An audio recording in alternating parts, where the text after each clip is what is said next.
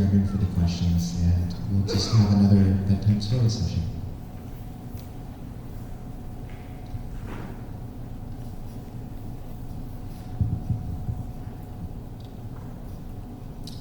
At the end of this, if anyone wants to write any encouragement to the author, to saying it meant something to you and you would appreciate, really encourage him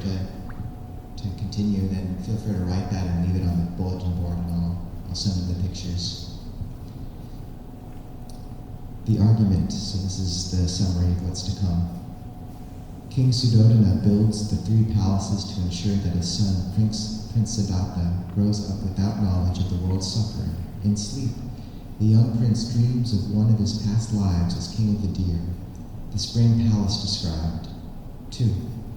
The summer palace described. The prince dreams of searching the world for an unknown treasure of great price. 3. The palace of the rains and the nature of the prince's education. And into that labyrinth we must enter also, as walls and courts rise, echo beyond echo, in cement of the human dream of security, stones climbing, timbers branching, and all the weapons of the gentle architect, forester, mason deployed, to shelter desire from its end, that it be not destroyed in the earthquake of freedom, but displaced and displayed in the king's care, the body's comfort, the paradise made, to keep rain from the perilous seed that will shatter the wall if it chance to grow. But the songs of the builders fall equal with birdsong, and the sway of the wind on the child's happy ear that is not yet inclined to judge how time takes shape, how, as he grows, the doors of the palaces of the seasons close. Lingering in other spaces when he sleeps, the mind not yet weighed down with language sweeps, we have all known this, gulfs of memory, there meeting bright scenes from earlier lives, aware neither of strange nor familiar, merely afloat in wonderless wide attention, where some note of color draws a focus, hearing or sight, points the whole consciousness swifter than light. The mind dives sparkling down into the pool of memory to surface with the full shape of a past life fragile in its grip, inscrutable object whose components slip through the web of perception, yielding as they run, heart-shaking stories under another sun. The child plays as a stallion or a hare on plains of endless grass, breathing in air orchestrated with the fragrance of flowers, conceived in an ecology not ours, but possible once in some cosmos whose scope and structure bloomed in the kaleidoscope of endlessly shaken samsara. The stag freezes, the grass uncropped, time stopped, as the nostril teases, sour scents from the breathed harmony of the plain. The eye reads nets in the grass, the tongue tastes the stain of death that reeks in the air from hunters nearby, and his heart turns to the herd, and though he will die for the act, he rounds on them, hurling his brothers and wives into panic and headlong stampede as they run with their lives, confused, indignant, far from the spread of the mesh, and the hunters stand up, uncertain, their need for the flesh, bone, sinew, horn, hide of the life-giving deer overruled by awe at his kingly sacrifice. Blood cooled, hair prickling as at the presence of a god or ancestral spirit, they kneel where the fleeing herd trod the grass to a green chaos and offer some scraps of food to the towering creature who knows, perhaps, for one clear moment what it means to be man, and on that knowing, the child mind leaps the span of worlds and eons, and the dream gives way to the dreamless, the nurse's hands, the palpable day. But the calendar of days is a palace of stone, and the young prince learns to speak and to walk alone, despite the careful hands and the eyes full of love, in cushioned, carpeted rooms on a terrace above. Courts, gardens, and groves whose outwards boundary is an unasked question. Here for the spring he can see, at dawn the peacock's tails scatter in the frost, and run to join them, his empty footprints lost, when sun dissolves the white lawn into mist. Watch branches bud, cables of creeper that twist, like dry ropes on the trellis break into flower,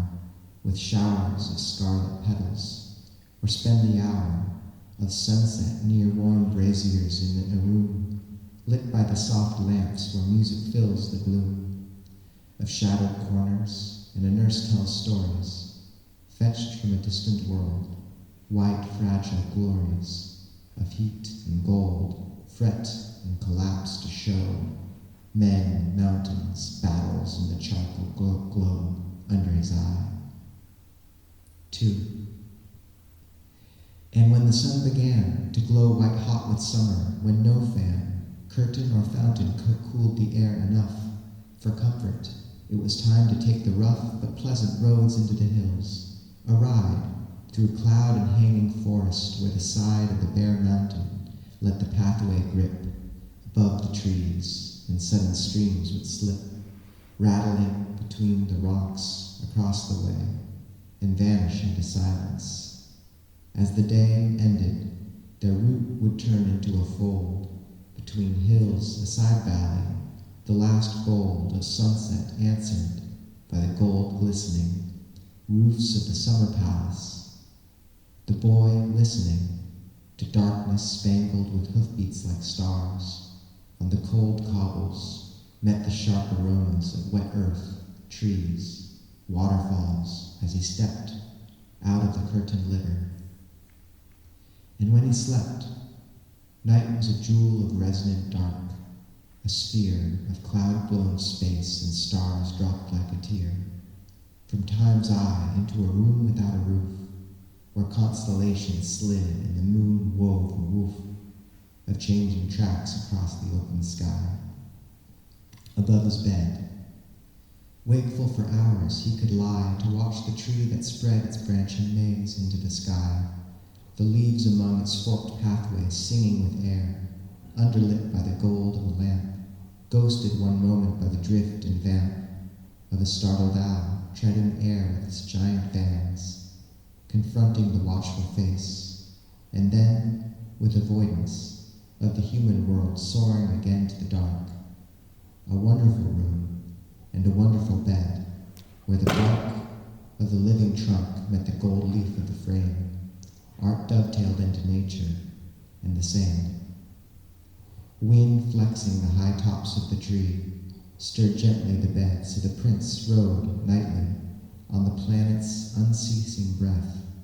and under his head were grasped and infixed the tortuous roots that led to the earth's interior. And yet the means of a strange trouble, sometimes transfixing the scenes that melt and cohere in the plausible world of sleep, a hunger would waken, an anguish, a longing to keep faith with some promise forgotten and speechless, a taste for some fruit imagined and lost in an unmapped waste of dust-clogged land, a love for some jewel that slipped through a crack in the floors of the world. In dream he stripped the layers of sleep from his eyes and dreamt that he woke and stared at the trees above him, each bough like the spoke of a giant wheel, from whose rim the worlds were hung, a labyrinth turning and shining. Astonished he clung to the trunk by crevice and knot, and started to tread a ladder of branches, a forking of limbs that led into cities and cloudscapes, palaces jeweled with snow, temples of sleeping statues, rooms with a window that looked over undreamt countrysides, feastings of quick-smiling, slow-speaking gods who would offer the thick, cold rim of a heavy, dark wine cup and urge him to drink, their thought-spilling wine, and all the while striving to think of what had been lost and where. He would gaze at the place with an empty heart,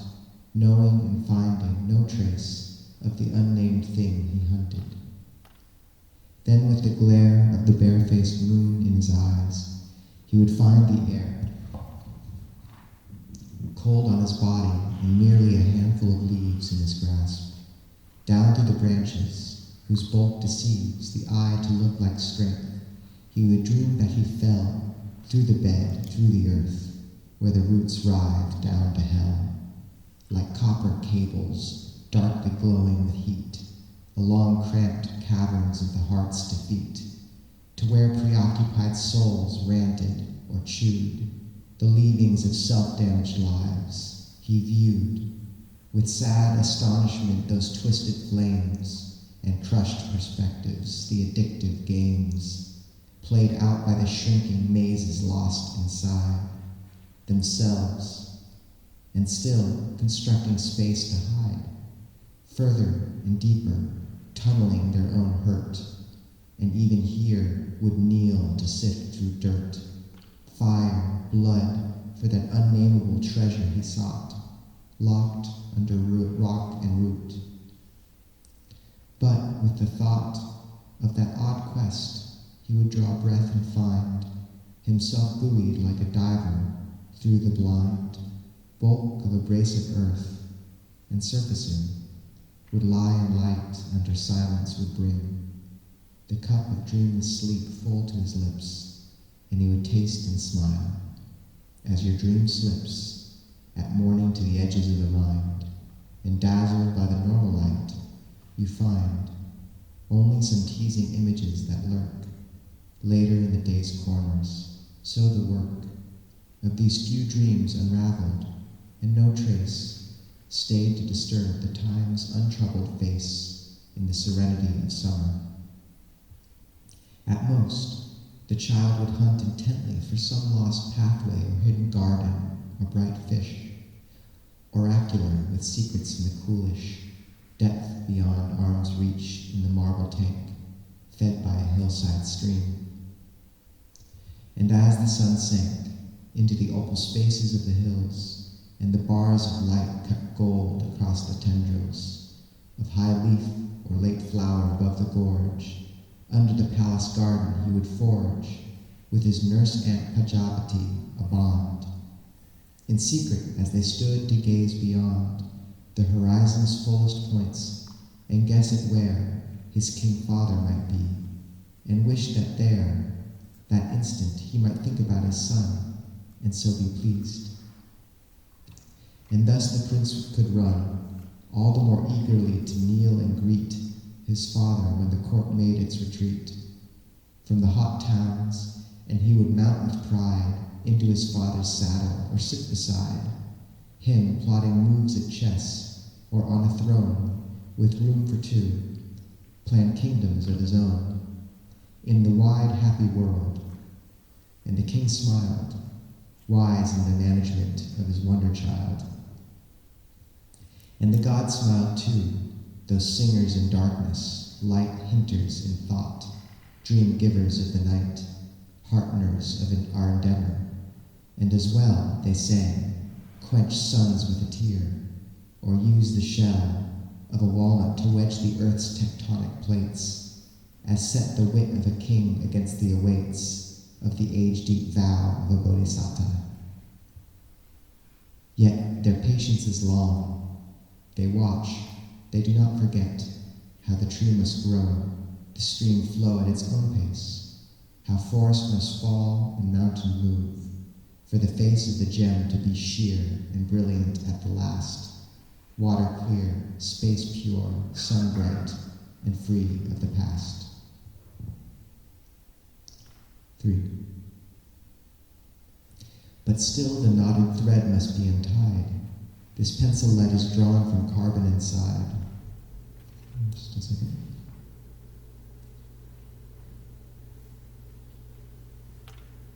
A forest tree swallowed millennia deep in tides of molten stone that settled to keep pure pockets of graphite and reward the pick of a random miner by the simplest trick of crystal. The same carbon might have set to diamond, coldest of stars, upheld by the net of energy that lives within the earth, within all things. But out of its fiery birth, its long sepulchral sleep, mere graphite came, clay to this pencil lead. And hear the name of man or god or tree is patterned out in its ash smudge as the black thread winds about over paper driven by hand and mind, which in Siddhartha's time and place the kind years disallowed. Through thought and word alone, knowledge was passed, and writing unknown. So, thumbs up if we should keep reading for another 10 minutes, and thumbs sideways if we should just kind of call it a night and let people return to their, I mean, you can always return to your hut. Go through sideways. I think a sideways is good. So, what I'll do is, I will leave this poem just on the desk if anyone wants to take a look. It's also online. You just search for Touching the Earth by Breville Lindop. And yeah, it's beautiful. So good night, and we'll see you all tomorrow.